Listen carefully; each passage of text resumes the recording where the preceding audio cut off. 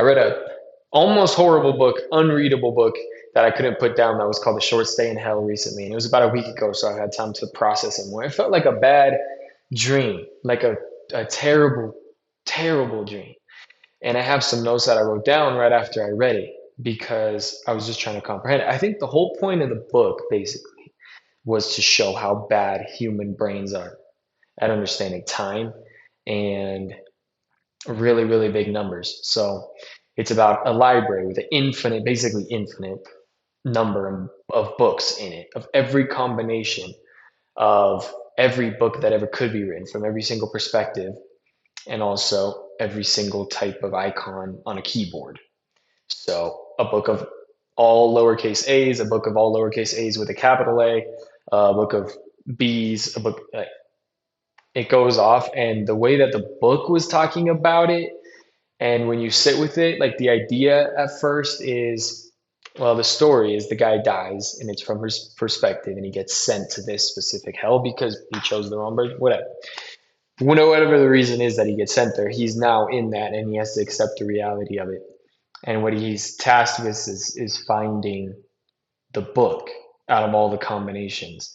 He has to look through them one by one and find the book that's his life story, and then put it in a slot, and he's free, and he goes to heaven. So emotionally damaging just to try to read it and comprehend it. The man who wrote it, I don't think he lives that too far away from me, but I'll try to meet with him just to see how messed up he is from even having the idea in the first place. But if you, I just had the question, I wrote these down. How short is this life? Because there's almost no suffering in this life when you compare it to the type of suffering that's expected in the book. And it's not gruesome, it's not terrible suffering, but it is in a way what we think of naturally as terrible. Like there's no one moment that's so hard, but it's the expanse of it and how your brain cannot comprehend it. That's the difficult part. And as it goes and you sit with it longer as you read and read, it's short enough to read in one sitting, but long enough to destroy your brain while you sit with it. It's just impossible to understand. I mean, you really cannot comprehend it. And it's one of the only things when you sit and think about what if there is an eternity after this life? And it's a kind of a classic thing that Christians think about, and people who believe in an afterlife with no end. It's just impossible to comprehend. So, what I was thinking was, how short is anything? The main point of the book is people start going nuts because their brains can't comprehend how impossible the task is. He runs for days and weeks through the building, and it looks exactly the same. And he'll go to the book, and it's nothing but gibberish of letters. And he can't find. It takes thousands of years as it's skipping through the book for people to start finding even sentences that kind of make sense. And because of the variety or the lack of it, as soon as they find something that reminds them of their old life, it becomes emotional. And it was deep. So it started to have me think of a few things that I never thought of before because of the book. So, how short is anything? Even if it was, I can't even say a number of how many years it would take.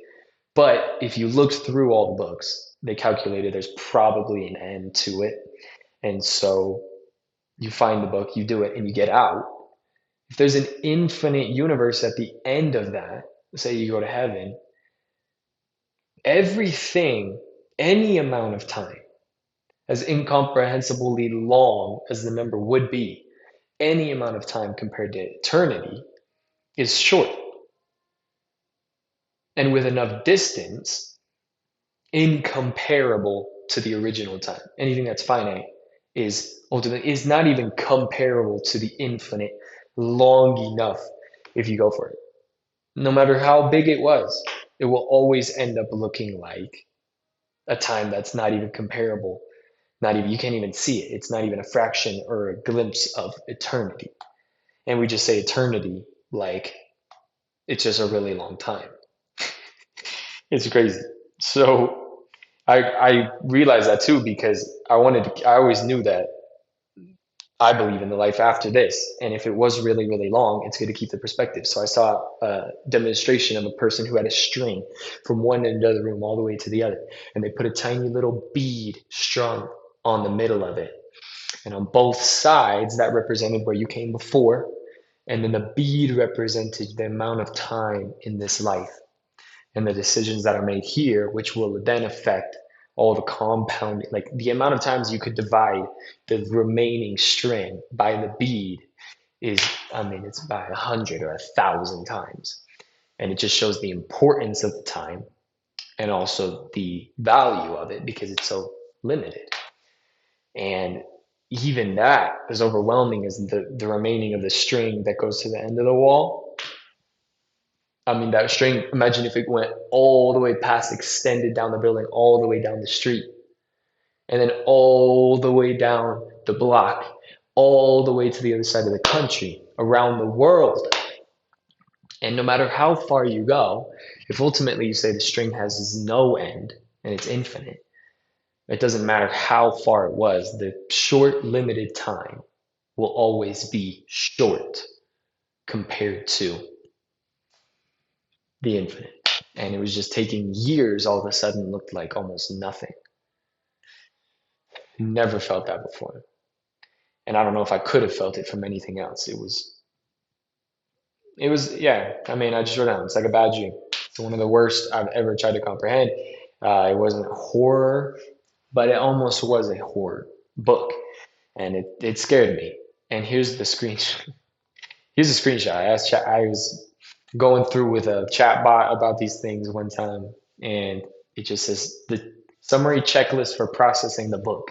Step one, accept that your brain feels tired. Step two, mourn the tragic romance between the people in the book that they'll never see each other again. Step three, be intensely grateful for morality, entropy, and the fact that time eventually stops for us. And step four, read a sitcom to your comedy or go outside and touch grass to cleanse your palate to forget, which I definitely did. So, variety, pursuits, goals, ends, achievements, and the differences that come through different people's lives through basically variety.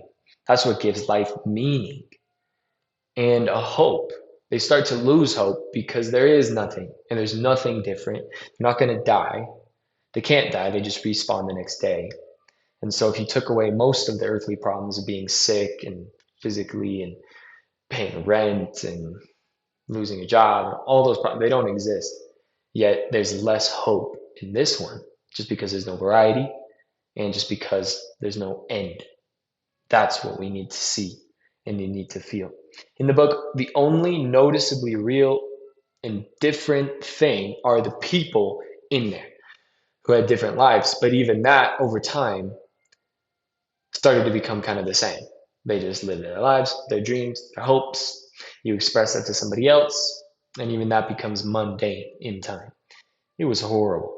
And as they related, that's how close that's what you could be. You just want to you just want you want to start to want to know something different and feel something different. And the taste of anything that is unexpected, it's amazing. They just start searching after new experiences because there's only so many limited things that happen within this world inside the library.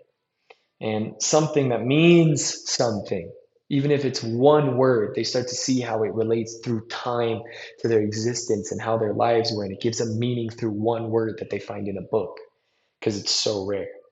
And as the years compound, it starts to mean more. They'll see a sentence and start to cry, and they'll create a whole society about this is the best text we found that year, and they get hope out of it, peace. And when you're it just so destroyed that much, it's crazy what can bring you peace in that moment and shows you something outside of yourself. So what do you measure your life by? That was the next question. What gives it meaning? If it's something you can't have, that's going to be really hard, and that's what they're measuring their lives by.